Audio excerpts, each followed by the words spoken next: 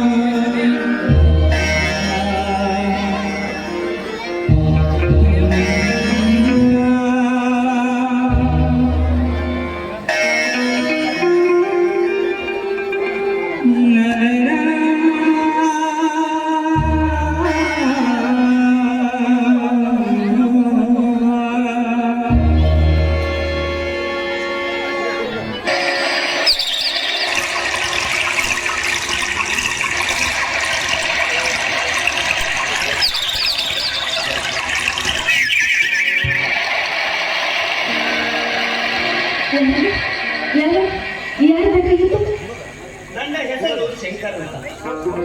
ಹೊರಗಡೆ ಜೋರಾಗಿ ಮಳೆ ಬರುತ್ತಿರುವ ಸ್ವಲ್ಪ ಆಸರೆಗಾಗಿ ಬಂದಿಲ್ಲ.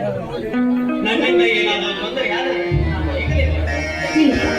ಹೊರಗಡೆ ತುಂಬಾ ಮಳೆಯ ಮಿಂಚು ಜೋರಾಗಿದೆ. ಮಳೆ ನಿಂತ ಮೇಲೆ ಆಮೇಲೆ ಹೋಗುವಂತೆ. ನೀನು ಯಾವೂರಪ್ಪ? ಇದೇ ಊರಾ? ಅಲ್ಲ, ನನ್ನ ಊರು ಬಳ್ಳಾರಿ ಅಂತ. ಉದ್ಯೋಗಕ್ಕಾಗಿ ನೂರಾರು ಕಡೆ ಅಲೆದರೂ ಯಾವ ಉದ್ಯೋಗವೂ ಸಿಗದೆ ನಿರಾಶ್ರಿತನಾಗಿ ಇಲ್ಲಿಗೆ ಬಂದೆ. ಇದಪ್ಪ ಇದಕ್ಕೆ ಬಂದ ಕಾರಣ ಏನು ಹೇಳಲಿ ಈ ನಿರ್ಭಾಗ್ಯ? ನಾನೊಬ್ಬ ಅನಾಥ, ಹೊಟ್ಟೆಯ ಪಾಡಿಗಾಗಿ ಈ ಪಟ್ಟಣಕ್ಕಾಗಿ ಬಂದೆ. 3 ದಿನದಿಂದಲೂ ಊಟ ಮಾಡದೆ ಉದ್ಯೋಗಕ್ಕಾಗಿ ಅಲೆದೆ. ಕೊನೆಗೆ ಯಾವ ಕಾರ್ಯವು ನೆರವೇರದೆ ನನ್ನ ಊರಿಗೆ ಹೋಗಬೇಕೆನ್ನುವಷ್ಟರಲ್ಲೇ ಈ ಮಳೆರಾಯ ಬಂದು ನಿನ್ನಪ್ಪ ನೀನು ನೋಡು 3 ದಿವಸದಿಂದ ಊಟ ಮಾಡಿಲ್ಲ ಅಂತ ಹೇಳ್ತಾ ಇದೆಯಾ? ನಿಂತ್ಕೋ, ನಾನು ಬರ್ತೀನಿ.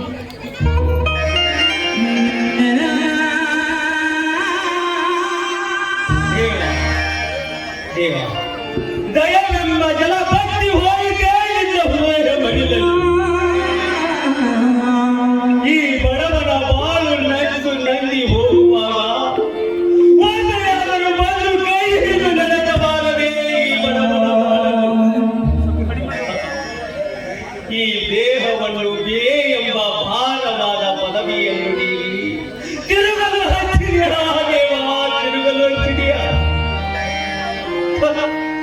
ನೀನ್ ಯಾವ ದೇವರು? ದೇವರು ಎಂಬ ದೊಡ್ಡ ನಾಮಾಂಕಿತವನ್ನೇ ಪಡೆದು ಪಾಪಿಷ್ಠರಿಗಷ್ಟೇ ಪುಣ್ಯವನ್ನೇ ಮಾಡುವ ಹೊರತು ನಮ್ಮಂತ ಬಡವರಿಗೆ ಏನೂ ಉಪಕಾರ ಮಾಡಲಾರೆ.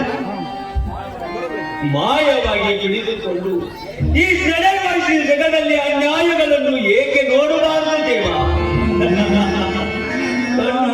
ತಾಗೆ ನೋಡಬಲ್ಲೆ. ನಿನ್ನ ಮಾಯಾ ಮೂರ್ತಿಗೆ ಬೇಡಿಕೊಂಡರೆ ಏನು ಸಿಗುವುದು? ಇಂಥ ಮನುಷ್ಯತ್ವ ತುಂಬಿದ ಮಾನವರಲ್ಲಿ ಬೇಡಿಕೊಂಡರೆ ಹೊಟ್ಟೆಗೆ ಹಿಡಿ ಅನ್ನವಾದರೂ ಸಿಗಬಹುದು.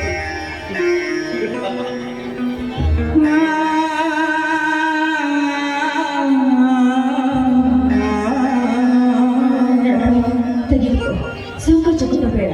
ಹೊಟ್ಟೆ ತುಂಬ ಊಟ ಮಾಡು. ತೆಗೆದು ಬೇಡಮ್ಮ ಬೇಡ. ಸಂಕೋಚ ಪಡಬೇಡ. ನೀನು ಒಬ್ಬ ನನ್ನ ಅಣ್ಣ ಇದ್ದಾಗೆ. ತೆಗೆದುಕೋ. ಎಂತಹ ಸದ್ಗುಣಿಯಮ್ಮ ನೀನು. ನಿಜವಾಗಿಯೂ ನೀನು ದೇವಲೋಕದಿಂದ ಇಳಿದು ಬಂದ ಶ್ರೀದೇವಿಯು, ಮಾನವೀಯತೆ ವಂಶದವರು ನನಗೊಂದು ತಿಳಿಯಲಾಗಿದೆ. ನೀವು ಒಳಗಡೆ ಅನ್ನ ತರಲು ಹೋದಾಗಲೇ ನನ್ನ ಅನ್ನ ಹೊಟ್ಟೆ ತುಂಬಿ ಹೋಗಿದೆ ಅಮ್ಮ, ತುಂಬಿ ಹೋಗಿದೆ. ನನಗೆ ನೀವು ಆಡುವ ಒಂದೊಂದು ಮಾತುಗಳು ಒಂದೊಂದು ಅನ್ನದ ಅಗುಣಗಳಾಗಿ ನನ್ನ ಹೊಟ್ಟೆ ತುಂಬಿ ಹೋಗಿದೆ, ತುಂಬಿ ಹೋಗಿದೆ. ಇಷ್ಟೇ ಉಪಕಾರ ಸಾಕಮ್ಮ. ಮಳೆ ಬಿದ್ದಕ್ಕೆ ಕಾಣುತ್ತದೆ. ನಾನಿನ್ನು ಬರ್ತೀನಿ.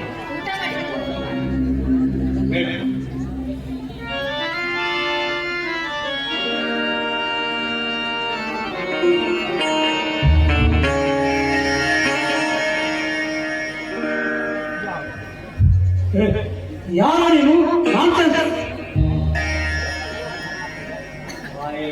Very sorry sir.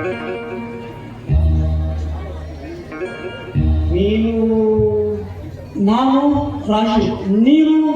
Shankara. Raju Shankar.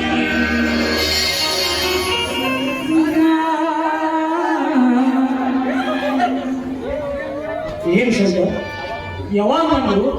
ಯಾಕೋ ಹೀಗಾಗಿರುವೆ? ಏನಾಗಿದೆ ನಿನ್ನ ಸ್ಥಿತಿ? ರೀ, ಇವರು ನಿಮಗೆ ಮದುವೆ ಪರಿಚಯನಾ?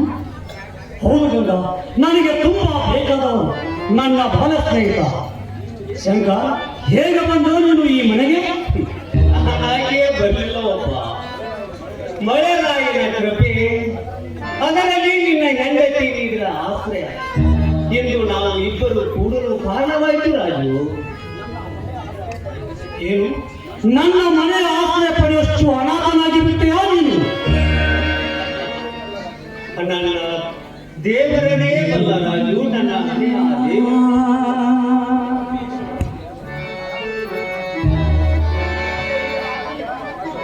ಯಾಕೋ ಹೀಗೆ ಮಾತನಾಡುತ್ತಿರುವ? ನಿನಗೆ ಆಗುತ್ತಾರ ಏನು ಹೇಳು? ರಾಜು, ಒಂದು ದಿನ ನನ್ನ ತಂದೆ ತಾಯಿಗಳು ಫ್ಯಾಕ್ಟರಿಯಲ್ಲಿ ಕೆಲಸ ಮುಗಿಸಿಕೊಂಡು ಮನೆಗೆ ಬರುವಾಗ ಬಸ್ ಡ್ರೈವರ್ನ ಕುಡಿತದಿಂದ ನನ್ನ ತಂದೆ ತಾಯಿಗಳು ಆಕ್ಸಿಡೆಂಟ್ ಆಗಿ ತೀರಿಕೊಂಡರು.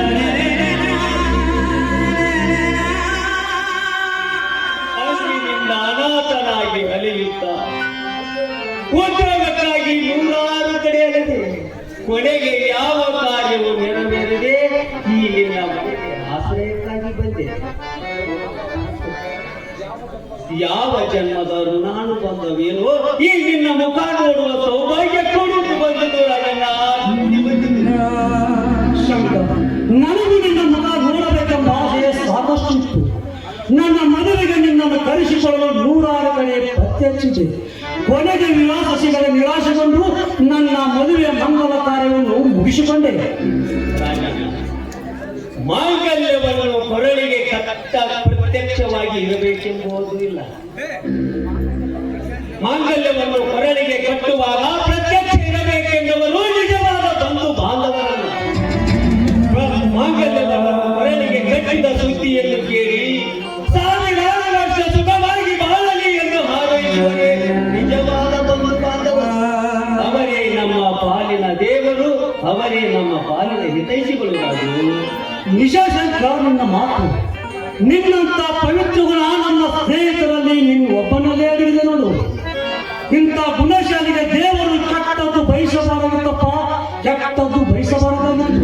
ರೀ, ಆ ದೇವರು ಕೆಟ್ಟದ ಬಯಸಬಹುದು, ಆದ್ರೆ ನೀವಾದರೂ ಇವರಿಗೆ ಒಳ್ಳೆ ಮಾರ್ಗ ತೋರಿಸ್ಕೊಡಿ. ದೇವರಲ್ಲಿ ಏನಿದೆ ಗಂಗ, ಇವನೇನು ಬೇರೆ ಅಲ್ಲ, ನನ್ನ ಆತ್ಮ ಸ್ನೇಹಿತ. ಇಬ್ಬರು ಒಂದೇ ಶಾಲೆಯಲ್ಲಿ ಓದಿದವರು. ಈಗ ಅವನ ಪರಿಸ್ಥಿತಿ ಚೆನ್ನಾಗಿಲ್ಲ. ನನಗೂ ದುಃಖ ಆಗ್ತಾ ಇದೆ. ಮುಂದೆ ದೇವರ ಅನುಗ್ರಹದಿಂದ ಅವನಿಗೆ ಒಳ್ಳೆಯ ಉದ್ಯೋಗ ಸಿಕ್ಕ ಮೇಲೆ ಅವನಿಗೆ ಒಳ್ಳೆಯದಾಗಬಹುದು. ಅವನು ಅಲ್ಲಿಯವರೆಗೂ ನಮ್ಮ ಮನೆಯಲ್ಲೇ ಇರಲಿ. ಅದು ನನ್ನಿಂದ ಯಾಕಣ್ಣ, ಈ ತಂದೆ ಮನೆ ಇರಲು ನನಗೆ ಇಷ್ಟ ಇಲ್ಲವೇನು? ಹಾಗಲ್ಲಮ್ಮ. ಒಬ್ಬರ ದುಡಿಮೆಯ ದುಡ್ಡಿನಲ್ಲಿ ತಿಗಣಿಯಾಗಿ ರಕ್ತ ಹೀರಬಾರದು ಅಂತ. ತಪ್ಪುತ್ತೀಯ ಶಂಕರ, ತಪ್ಪುತ್ತೀಯ. ಪ್ರೀತಿ, ಪ್ರೇಮ, ವಿಶ್ವಾಸವಿದ್ದಲ್ಲಿ ತಪ್ಪಿಗೆ ಆಸ್ಪದವಿಲ್ಲ. ಈ ಶಂಕರ್ ಯಾವ ಸಮಯಕ್ಕೂ ಯಾವ ಜನ್ಮಕ್ಕೂ ತಪ್ಪಿನ ಪಾತ್ರ ವಹಿಸುವುದಿಲ್ಲಂತ ನನ್ನ ಆತ್ಮದ ಅಲೆಗ ಬೇರೆ, ವಿಶ್ವಾಸದ ಅಲೆಗಳಿಂದ ಲೇಖಿಸಿಕೊಂಡಿದ್ದೇವೆ. ಒಪ್ಪು ಶಂಕರ್, ಒಪ್ಪು. ನನ್ನ ಬಾಳಿನ ಗೆಳೆಯನಾಗಿ, ನನ್ನ ಹೆಂಡತಿಗೆ ಒಡ ಹುಟ್ಟಿದ ಅಣ್ಣನಾಗಿ, ಪ್ರೀತಿ ಎಂಬ ಜ್ಯೋತಿಯನ್ನು ನನ್ನ ಮನೆಯಲ್ಲಿ ಬೆಳಗಿ ನಂದ ದೀಪವಾಗಿ ಬಾಳಬೇಕು ಶಂಕರ್, ನಂದ ದೀಪವಾಗಿ ಬಾಳಬೇಕು. ರಾಜಣ್ಣ, ನಿನ್ನ ಪ್ರೀತಿಯಂತೆ ನಿಮ್ಮ ಮನೆಯಲ್ಲಿ ಮಮತೆಯಿಂದ ಬಾಳುವೆ. ರಾಜು, ನೀವಿಬ್ಬರು ಕೊಟ್ಟಿರುವ ಪ್ರೀತಿಯನ್ನು ನಾನು ಎಂದಿಗೂ ಮರೆಯಲ್ಲ. ನೀವಿಬ್ಬರು ಮಾಡಿದ ಉಪಕಾರವನ್ನು ನನ್ನ ತಂದೆ ತಾಯಿಗಳ ಹಾಡು ಮಾಡಿ ಹೇಳಿವೆ, ತಾಯಿಯವರಿಗೂ ಮರೆಯಲ್ಲ ರಾಜಣ್ಣ, ಮರೆಯಲ್ಲ.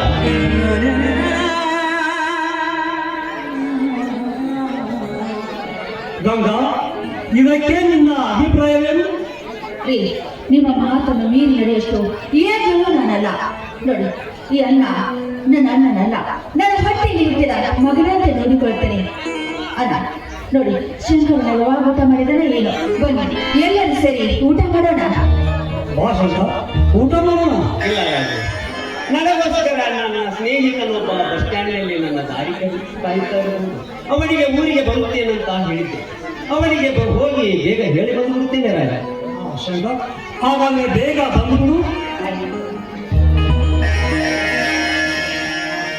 ಏನ್ರಿ, ಆಫೀಸ್ ಹೋಗುವ